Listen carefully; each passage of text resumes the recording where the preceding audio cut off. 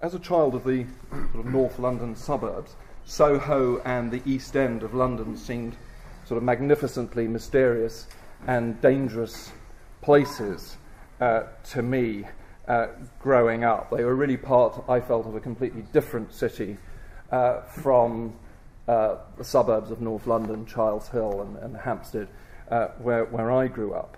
And I suppose what I'm wanting to ask you is, as writers who have all been brought up in the north of England, did London's sinful reputation capture your imagination during your formative years? And does this help to explain what has motivated you to write books about subterranean London life? So I don't know if you'd like to kick us off. Yes, I'll start Catherine. off. Yes, I mean, my concept of London was really formulated on my best friend's mum, who was about 20.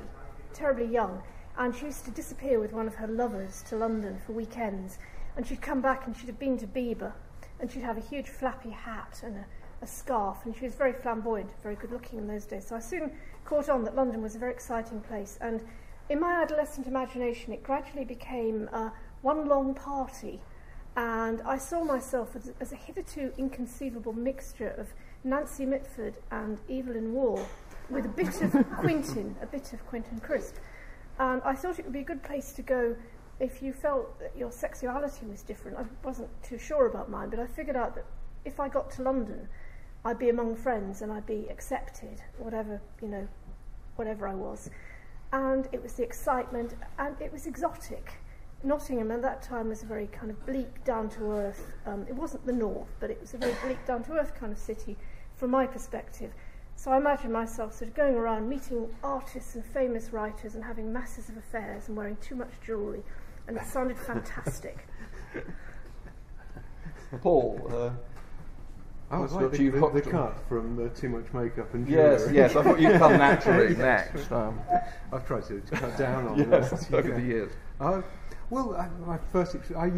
was born in London, but and spent a lot of time in London ever since I was a little kid, and I used to, on my mum's side of the family, my granddad was he used to supply restaurants in Soho with fish, really. He was an ex-fish porter at Billingsgate and built up a business, and so I used to sort of see London a little from that sort of angle, and my mum used to teach at St Martin's, and was teaching there when I was born, and eventually when we moved up to Nottingham, she carried on teaching there for quite a while, and so I used to get taken down to London with her, particularly during school holidays, and I'd be left in the common room at St Martin's, and various people would be kind of babysitting me, sort of 60s sculptors, probably rather grudgingly, and I'd get taken around Soho then into patisseries and things, and those old shops that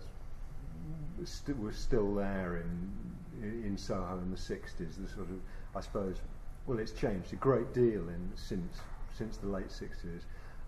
There were a lot of those shops that were left from the 30s, 40s.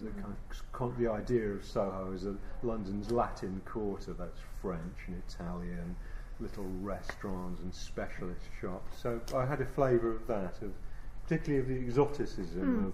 That was one of the things that I really struck me was Soho, and just the sort of sense of it as being a strange little foreign island within the centre of London, which isn't. It's distinctive still, but that's no longer true.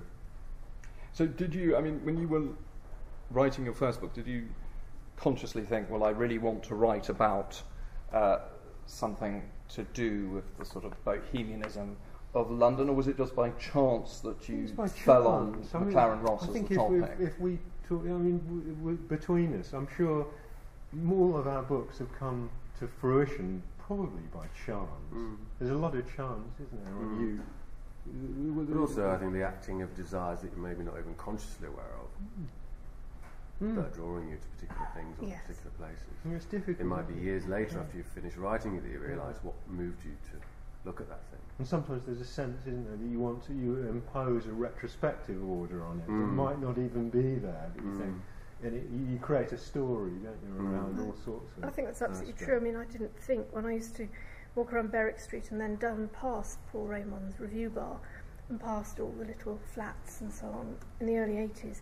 It never occurred to me at that time that I would ever write about it. We can't hear you. Sorry. It sounds like you're having a conversation amongst yourselves. Sorry. Right. Very good point. Okay, I'll just... Yeah. Get to your voices, it would be... Right, of course. I'll just say that I never thought that when I used to walk through Soho myself in the 1980s, on the way back from work, through Berwick Street Market, and past Raymond's Review Bar, and past all the old coffee shops and the pornography shops, it never occurred to me that 20 years later I would actually be writing about those things. And yet I have a real affection for them, and a real affection for that period of Soho. Is that better? Yes. Yeah, right, we'll have to bear that in mind, fellas. So, Jonathan, what Yeah, I'm the were you intrigued? furthest north, I guess. Yes. I grew up in a small village in the south of Manchester, about 8 miles south of Manchester.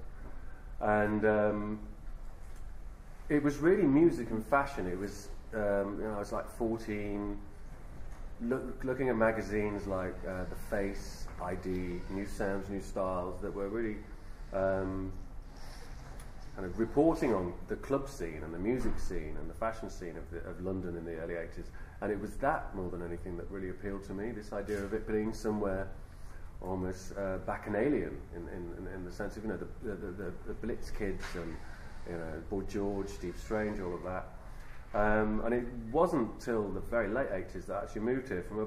From 86 onwards, I was coming here on a regular basis. And for me, it was discovering myself, discovering my sexuality, and discovering a whole side of, a place to live, really, that I felt like the place I grew up in wasn't a place that I could be these things, that I could be absolutely easily and freely in London. So it was a mixture of all of those things, but it was certainly London, I think, for a lot of gay men growing up in the suburbs or the provinces, in the sticks. London is this beacon, this kind of place of refuge almost. And many of my friends would recount similar stories of how London was the place to make your way to in order to be yourself. Paris in the first part of the 20th century, and then later Copenhagen and Amsterdam, or in the sort of 60s and 70s, were seen as very louche places. But I think because France, Denmark and Holland were more sort of liberated sexually, these cities have never really been perceived to be quite as sinful as London. So to what extent then has London traditionally been seen as a sort of oasis of sin because of Britain's wider reputation for social conformity and sexual repression? Would we think of London as being as interesting as we have done if Britain had had, say, a completely different culture, had we been more Scandinavian or Southern European in our culture? I don't know if, Jonathan, you'd like to kick us off. I think there's always a danger of idealising the past or idealising various places from the past. And I don't know if necessarily beyond Paris or beyond Amsterdam that those countries themselves would have been any more sexually liberated than the UK. So I think a capital city is always going to be a hotbed of various, because there are these lines crossing there of anonymity and trade and illicit sexuality, the availability of sexuality. I think anonymity is massively important when it comes to any kind of sexual traffic of that sort. So I would be reluctant to suggest that France beyond Paris was more sexually liberated than the UK beyond London. So I'm not really sure. I mean, you two as kind of historians might have more to say about that. Would you like to come in? I think I would start off by talking about my own experience, which, as Jonathan said, I felt that London was a place I could come to where the anonymity was actually a plus. Lots of people talk about London as being unfriendly and lonely, but the fact that whatever your sexuality is, you can embrace it in London, literally, and nobody is going to give a damn. You can be yourself. And I think that's true of all capital cities, because you're away from the prying eyes of the village or the small town, where if you are a woman with numerous lovers or somebody who has an affair with a married man or a homosexual, your life up until recently in a small town was made utter hell. And I also could identify with a lot of men I've read about and I've met who would say that they grew up feeling that they were the only one in Bulwell or the only one in Ipswich, and that they were drawn to London as to a magnet, as so many women are as well, just feeling this is somewhere I can be myself. While I think this is true of a lot of capital cities, London in particular, with its anonymity and its subterranean layers of sexuality, seems to offer us all a real freedom. Yeah. Do you have anything to add? I think it's been covered really Okay, well. all right. Well, then I'll move on to ask Catharine Arnold some questions. Catharine's current book, City of Sin, provides a fascinating historical account of the changing nature of vice in the capital, and it's a very political book in many ways, because it really documents the relationship between vice and the state. You argue that London under the Roman Empire gave rise to a, quote, magnificent sex industry, in particular with the creation of the bathhouses. And I love the reference to the fact that you think there may be evidence that the Romans had to try to bribe the British to actually go and take a bath. And you say that Southwark became an early version of Las Vegas, which really is, requires a stretch of the imagination. But anyway, what for you is the sort of the Roman sexual legacy for Britain, and was it ambiguous in some way? Yeah, let me start with bathhouses. I mean, basically, when the Romans occupied Britain, as many of us know, they brought with them all the trappings of the empire. They brought drainage, they brought town halls, they brought rules and lots of laws, and municipal glories, and among those were the bathhouses. The bathhouses operated rather along the lines of today's leisure centres. On one level, just an ordinary leisure centre, where you go and swim, or you play bowls, or you go to a meeting. But they also had a secondary use as pleasure centres. And this was where a man or a woman could go in and dally with various sexual partners. There are even, in the Museum of London, on display leather bikinis, which were worn by the male and female prostitutes who plied their trade in the bathhouses in Cheapside and Queenhithe. I use these two as examples because these are two where they've actually excavated the remains of them quite recently. But there was a price for going in. Women were always charged more than men, because it was assumed that if you went in as a woman, you could always earn a bit on the side. But also, if you went in, you had to kind of pay a fee. It wasn't that you had like a special season ticket or anything like that. It wasn't like David Lloyd, but basically, you had to pay to be covered in olive oil and then scraped down, because that was the Roman way of removing dirt and grime. It's like an olive oil tax. And if you couldn't afford it, you couldn't go in.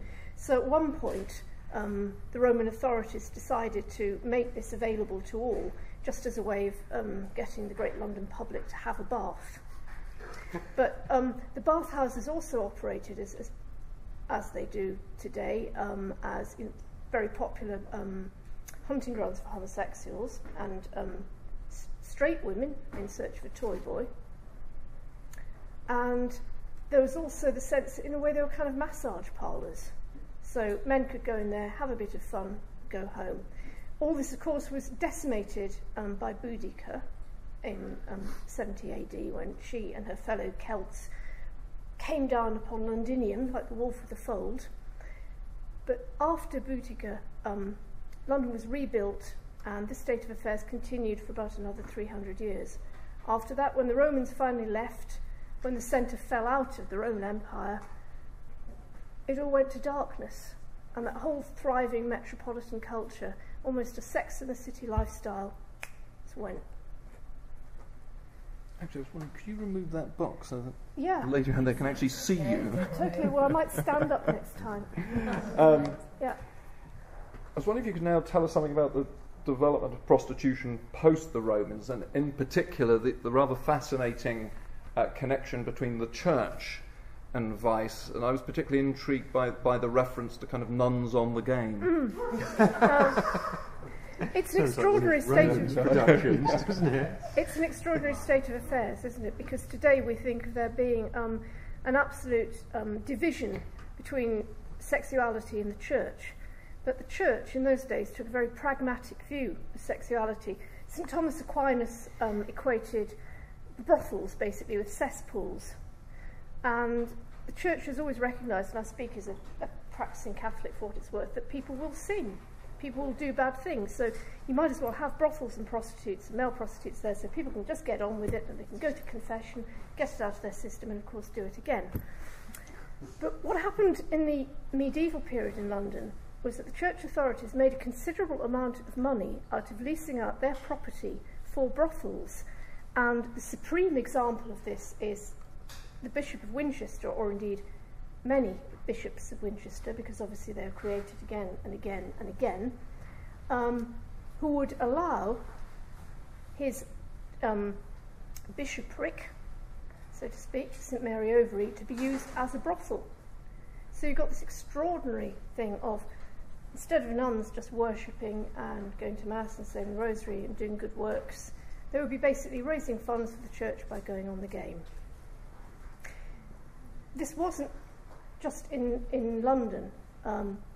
We have sort of celebrated occasions such as the Borgia Pope, and one of the Borgia Pope's little tricks was that he would invite everybody around for a huge orgy, and he and his pals would scatter chestnuts on the floor, and they'd have a bunch of whores, and the girls would have to scramble on the floor for the chestnuts, naked, and then they'd throw down jewellery, bangles, silk, scarves, stockings, whatever, and the girls would have to wrestle for those, and then afterwards everybody would have an orgy, and the person who could keep going the longest would win a prize.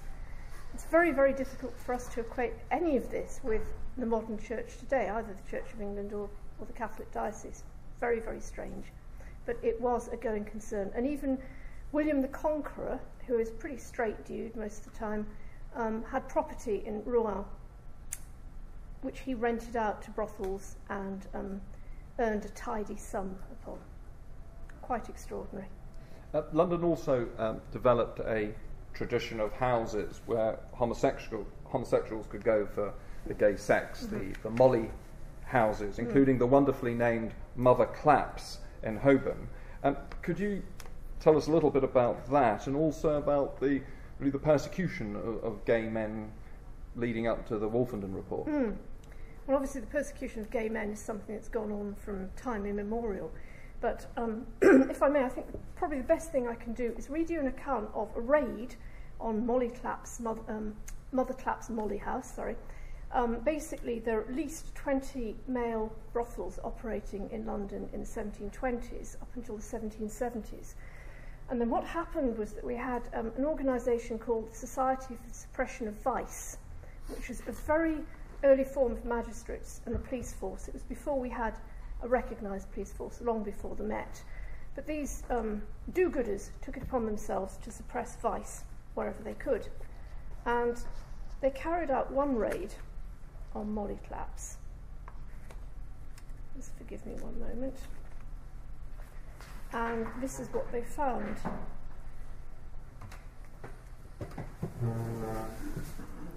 When Molly Claps was raided in 1726, its patrons were put on trial. One eyewitness described seeing between 40 and 50 men making love, calling each other "my dear," and hugging, kissing and tickling as if they were a mixture of wanton men and women, and assuming effeminate voices and airs. They indulged in dancing and making courtesies, and telling each other they ought to be whipped for not coming to school. They were also elaborately dressed in beautifully laced shoes, petticoats. These were guys who liked to dress up as women. They liked the whole effeminate side of it.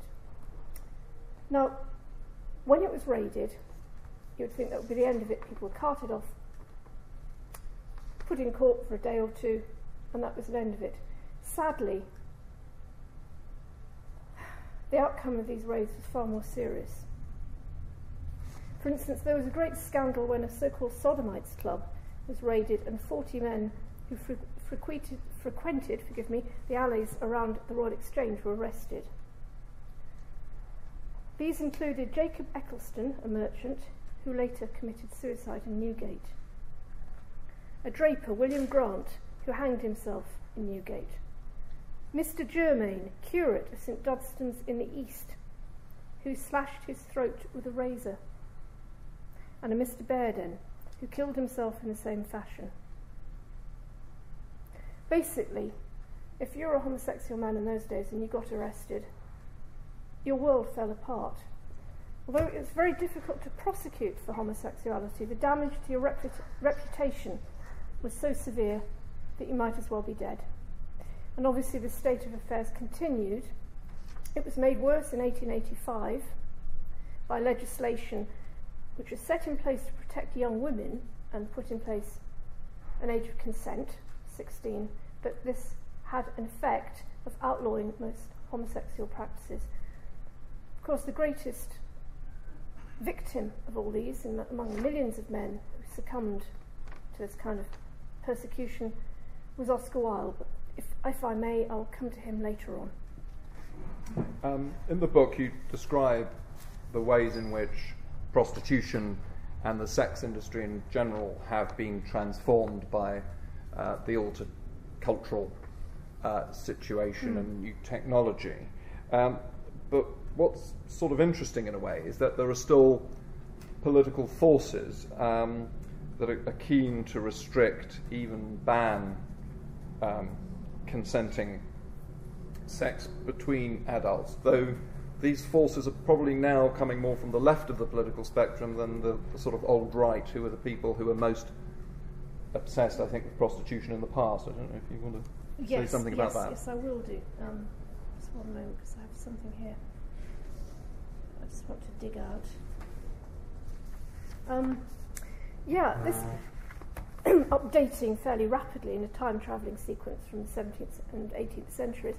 One of the interesting things which has come out of my research to me, two things. First of all, legislation which would make being a prostitute entirely legal, as is the case in other countries. There are arguments for and against that, but also the storm that really sprang up a couple of years ago with claims of people trafficking. Now, I now realise that people trafficking goes on and that sex trafficking goes on, but the extent to which it goes on, I feel, has been exaggerated for political reasons. And I was very intrigued when Dennis McShane appeared on Newsnight a couple of years ago. And Dennis McShane argued that the new Policing and Crime Bill was necessary to prevent sex trafficking. Now, he was up against Nicky Adams from the London collective or British collective of prostitutes, forgive me if I got that wrong. And Nicky Adams's defence was very much that accusing many women of being trafficked or being sex traffickers was actually an indirect way of getting at the vice trade, and that while yes, some trafficking does go on, she felt that this particular bill was being used to outlaw and attack women who were in the sex trade because it was all they could do, who were mothers, who had people to support, and who felt that they were being unfairly victimised and that they should be allowed to continue pursuing their trade and not pursued by the police. I'm now going to turn to Paul, whose most recent book is about Paul Raymond, the Soho club owner, theatre impresario and property magnate. When I was growing up in the 60s and 70s, he was portrayed, at least within the confines of my family, as being something of a sort of figure of fun. Well, he was, yes, he was. But he had also interesting implications, didn't he? I mean, or interesting. Yes. Yeah, I mean, anyway. being roughly the same age as you, I can remember during the 70s, the tabloid newspapers were always full of pictures. It seemed every weekend there'd be some photo of Paul Raymond in this kind of ridiculous get-up with his those of you who aren't familiar with him, he had this amazing kind of scrape over hairdo. The kind of scrape, it was a combination of a scrape over and a bouffant. It was one of the great Very, engineering, very to my mind, it was one of Britain's great engineering miracles. You know, forget Isambard, Kingdom, Brunel. It was Raymond's hairdo, and he would be in this amazing kind of dude-like get-up, usually with some pneumatic girl miles younger than him hanging on his arm, and so he was you forget how, I suppose it shows you just how transient that kind of fame is, that he was ubiquitous figure and everyone knew who he was. But when I ended up writing this biography of him, and this is going to sound a bit like I'm distancing myself from him. I don't really have any interest in him. It was purely academic yes, purely research, academic. It was suggested to me by my agent, and initially, just having these memories of Raymond as this kind of rather trivial figure, I rather recoiled from it. And then my agent, knowing I was having difficulty with something else I was doing, he mentioned it again, and I dutifully said, look, I'll do some preliminary research, ready to put together, because you have to put together these book proposals. Kath and I were talking about them earlier. This strange process where you almost present a proposal to potential publishers via your agent as if this book exists, which you haven't researched at all. And you even have to create sample extracts from this unresearched, non-existent book. It's the most peculiar thing. I mean, again, I was saying to Kath, it's just, this is digressing slightly, but it is, as a writer friend described it to me rather brilliantly. She said it's a bit like someone saying, having to write these fake extracts. It's a bit like someone saying to you, I've heard you cook a fantastic lasagna, but look, I don't want to put you to the trouble of cooking it, the whole thing. I'll just have a spoonful. It's just ludicrous. And so anyway, I put together this, or started to marshal the material for a Paul Raymond proposal, and realised there was a lot more to him than just being an inhabitant of the tabloid newspapers. And he had been in the forefront of right from the late 1950s, when he opened his striptease, well, it was presented as a striptease club, but it wasn't striptease as we now know it, in Soho, the Raymond Review Bar. When he opened that in '58, that was he was constant on that level. He was, well, through the club, he was constantly pushing at the boundaries of what was legal, and he was one of these guys who really liked to fight. So he was challenging the police by presenting all sorts of things. I mean, he presented one of the many things I didn't know about was that he pioneered gay shows at a time, and he kept trying to make, I mean, it's purely financial, that he was trying to make money out of the gay market, even though it was illegal at that homosexual activity, even between consenting men, was illegal into the mid-60s. But he was trying to make money out of it, and he had various attempts, and finally, in the 80s, was one of the people who helped to turn a section of Soho into the so-called gay village by launching a couple of clubs. So there was that aspect. I mean, he was constantly in court for the Review Bar, fighting court cases about obscene performances, and I mean, it was fascinating reading newspaper coverage. Because often today's obscenity case makes for tomorrow's absurdity, really. So these so-called obscene acts were just completely risible, usually involving rather busty strippers and snakes. But he was also involved in publishing as well, and so sort of pushing the sort of boundaries of what was defined as obscene or what could be published legally. So I mean, he initially, I remember he was probably best known through the 70s for publishing sort of softcore pornography and producing dreadful sort of softcore movies. But he'd had a go earlier on in the 60s. He'd seen how Hugh Hefner had, the enormous amount of money he made from Playboy, and he tried to create a now rather forgotten British equivalent, a very upmarket magazine called King, which in fact he's on the cover of my book Members Only. He's seen at the launch with these bunny girls. Yes, thank you, thanks, Kat. Yes, he's surrounded by these bunny girls leafing through this magazine. And the magazine, in fact, was a bit like the early Playboy. You could legitimately, if you had literary interest, say, I only bought this for the stories, because there were amazing things that he did. That journalistically, it was really interesting that he did something that I don't think has been repeated, where they would yoke together two people from the arts, usually, who were eminent, and they'd get them in conversation, and they'd produce an edited transcript. So in the first issue, he had. I mean, this wasn't, as I say, it wasn't solely to do with the arts. There was Malcolm Muggeridge, the TV presenter, and rather sort of all-round fusspot. And Malcolm Muggeridge, who was very anti, well, he rather changed his tune. He certainly did. Yeah. Yes, he was enjoying a threesome involving. Was it Kingsley Amis and one of Kingsley Amis's girlfriends? Yeah, it was a sort of rather horrible prospect. Doesn't bear thinking about. Not really. No, triple X. I wish you hadn't told me that. Yes. I'll have to live with that image now. Yeah, it isn't a nice picture. But yes, he sort of changed his tune, and he had been a patron of the Raymond Review Bar, and he suddenly became part of, with Lord Longford, this wave of anti-permissive society campaigning within the early 70s. But he was in conversation in the first issue of King with Len Deighton, the thriller writer, and Malcolm Muggeridge, of course, had worked in espionage, and Deighton had written the books that the Michael Caine film, The Ipcress File, and other $1 Billion Brain, and the Funeral in Berlin were based on. And so Raymond had interesting angles, and he was also he produced O Calcutta, the celebrated 60s romp produced by or written and assembled by Ken Tynan, the theatre critic, with contributions by Joe Orton, John Lennon.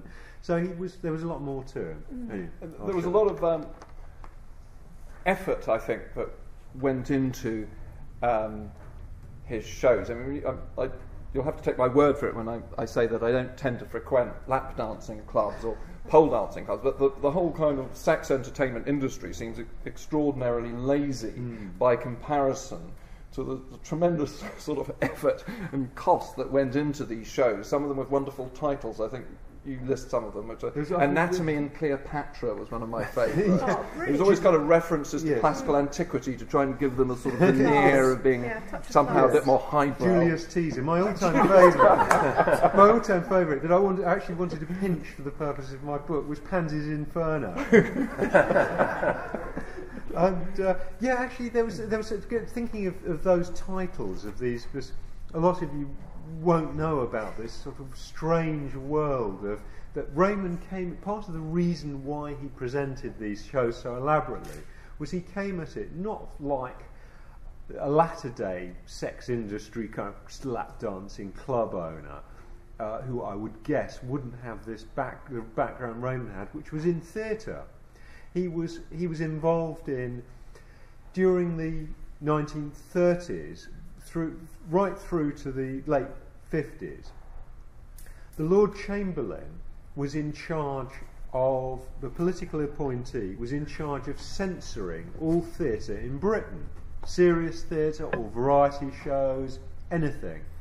And the only way, early in the 30s, it was discovered that the Lord Chamberlain would allow female toplessness on stage, provided the girls in question didn't move.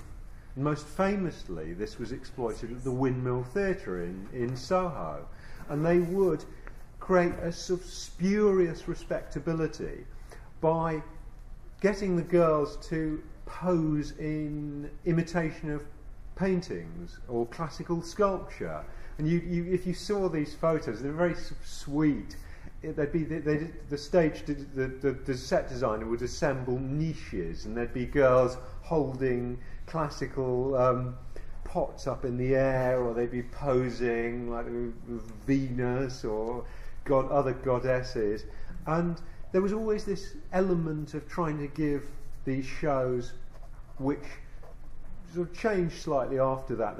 Nudity, it became something that kept British variety theatre going, and because it was really in decline by the 1950s. So these nude shows, which had an element of nudity in them, would be included in all these provincial touring variety shows, which tended to have French titles.